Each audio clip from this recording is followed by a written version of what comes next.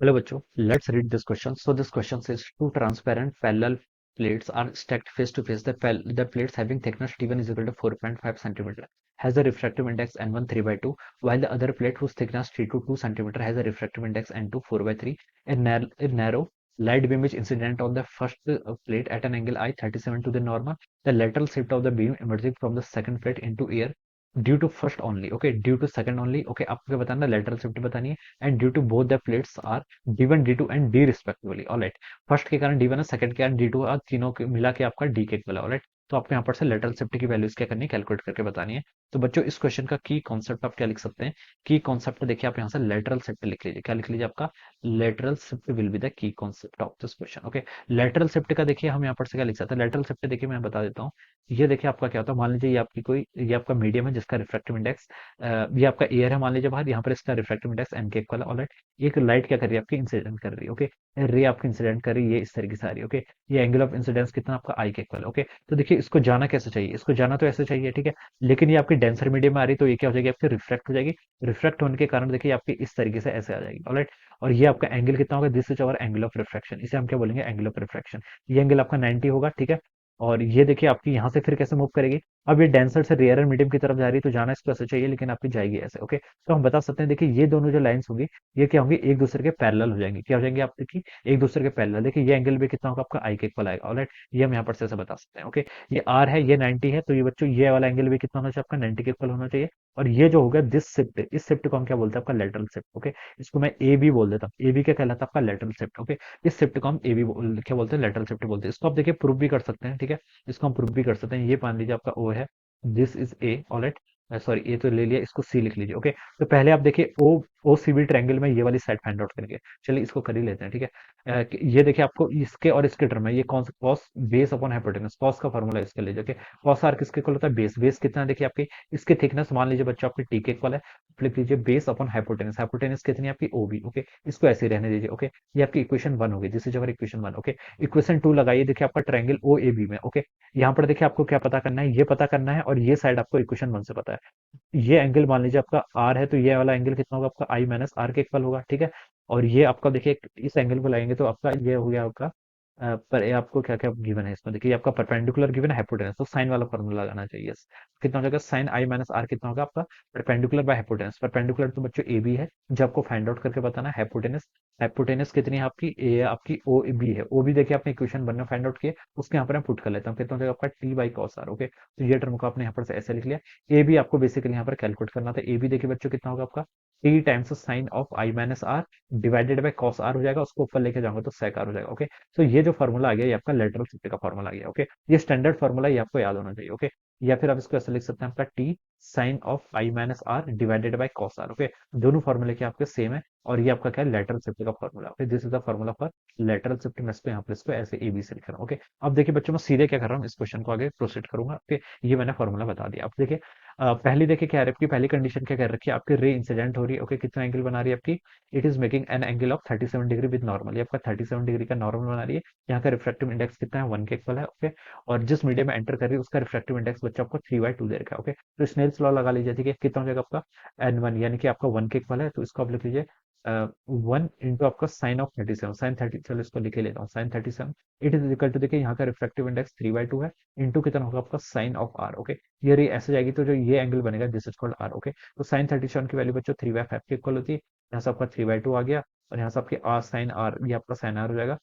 3 से 3 कैंसिल हो गया और साइन आर की वैल्यू बच्चों कितनी आ गई यहाँ से आपकी 2/5 के इक्वल आ गई this is the value for sine R okay ये आपकी 2/5 के इक्वल आ गई और बच्चों यहाँ से आप बता सकते हैं आर अगर नहीं इसको आर वन बोल दीजिए ठीक है T1 के करस्पॉन्डिंग बोल देते हैं उसको R1 बोल देते हैं तो साइन इनवर्स 2/5 यानी कि साइन 0.4 इसकी जो हम कैलकुलेट कर रहे हैं उसकी वैल्यू आपकी 23.57 डिग्री के इक्वल आ रही है ओके ये आपका पहली सिचुएशन में आ गया सेकंड सिचुएशन में देखिए क्या आ गया अब ये रे ऑफ लाइट देखिए क्या कर रही है आपकी दूसरे मीडियम में जा रही है जिसकी थिकनेस कितनी है 2 के इक्वल है और रिफ्रैक्टिव इंडेक्स देखिए बच्चों कितना दे रखा है 4/3 के इक्वल दे रखा है ओके तो ये हम देख सकते हैं देखिए ये वाला मीडियम है ये वाली सेकंड ये आपका देखिए ये तो आपका फर्स्ट हो गया अब आपका सेकंड सरफेस से क्या हो रहा है रिफ्लेक्शन हो रहा है ओके यहाँ पर देखिए हम क्या बता सकते हैं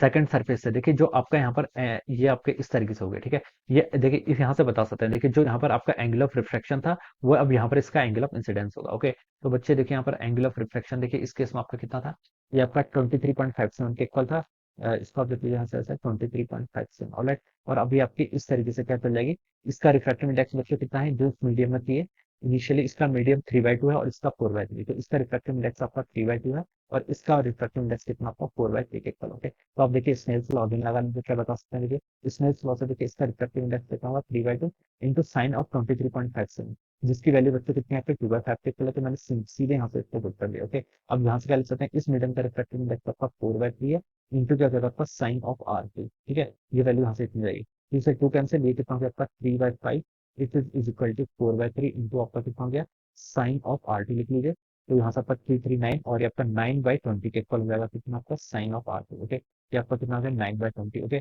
और आर टी की वैल्यू बच्चे साइन इनवर्स 9/20 के इक्वल हो जाएगी। और यहाँ से देखिए आपका जो आर टू आ रहा है बच्चे, ये आपका एंगल, ये आपका 26.74 के अप्रोक्सीमेटली आएगा, कितना 26.74। तो आपने आर टू और आर वन क्या कर लिया यहाँ पर कैलकुलेट करके बता दिया। ओके, अब R two R one calculate कर लिया, अब यहाँ पर सीधे वैल्यूज पुट कर लीजिए। देखिए पहला डेविएशन जो आपके पहले स्लिट के कारण होगा उसको डी वन से रिप्रेजेंट करना है। ये देखिए कितना होगा आपका टी, टी क्या थिकनेस, पहले स्लिट की थिकनेस कितनी है आपकी 4.5 सेंटीमीटर इंटू देखिए sine of I minus R. Okay, sine of I minus R. Okay, I बच्चों कितना है, देखिए पहले के केस में देखिए पहला आपका एंगल ऑफ इंसिडेंस कितना था 37 डिग्री के इक्वल था, आर कितना आया था आपका, आर देखिए अपने यहाँ पर कैलकुलेट कर 23.57, तो 37 माइनस 23.57 करेंगे तो कितना आएगा 13.43 के इक्वल आएगा, कितना आएगा 13.43। ओके, ये आपका इतना हो जाएगा डिवाइडेड बाय बच्चों कितना हो गया आपका cos of R. Okay, cos of 23.57। Okay, इस वैल्यू को देखिए अब हम यहाँ से कैलकुलेट कर लेते हैं, ये हो जाएगा आपका देखिए 4.5 इंटू साइन ऑफ 13.43। तो कैलकुलेट करने के बाद बच्चों मेरा आंसर आ रहा है 0.23, कितना आ रहा है 0.23 डिवाइडेड बाय कॉस ऑफ 23.57, ये आपका 0.916 के इक्वल आ रहा है, ठीक है 0.916। ओके, अब इन दोनों को देखिए यहाँ पर मल्टीप्लाई कर लीजिए, तो ये वैल्यू देखिए आप कैरी 4.5 इंटू 0.23 डिवाइडेड बाय 0.916, आपका 1.129 आ रहा है, 1.129 सेंटीमीटर। ओके, तो ये तो आपका पहला लेटरल शिफ्ट आ गया, ठीक है, पहले रिफ्रैक्शन में। ठीक है, अब देखिए मतलब सेकंड वाले के करस्पॉन्डिंग क्या होगा, सेकंड वाले के करस्पॉन्डिंग उसकी थिकनेस कितनी है, देखिए सेकंड की थिकनेस आपके 2 सेंटीमीटर के इक्वल जाएगी, तो आप उसको 2 कर लीजिए। साइन ऑफ बच्चों क्या आई माइनस आर, ठीक है, sine of I minus R. Okay, angle of incidence देखिए बच्चों कितना था आपका 23.57 और आर कितना आपका 26.74। ओके, इनके बीच में देखिए आपका डिफरेंस कैलकुलेट करेंगे, तो ये बच्चों देखिए कितना आ रहा है, ये आपका देखिए यहाँ पे आ रहा है, इसको अगर हम यहाँ पे कैलकुलेट करेंगे तो इसकी वैल्यू बच्चों आपकी आ रही है 37, या फिर ये वैल्यू पूरी आपकी कैलकुलेट करके कितनी आ रही है बच्चों, देखिए ये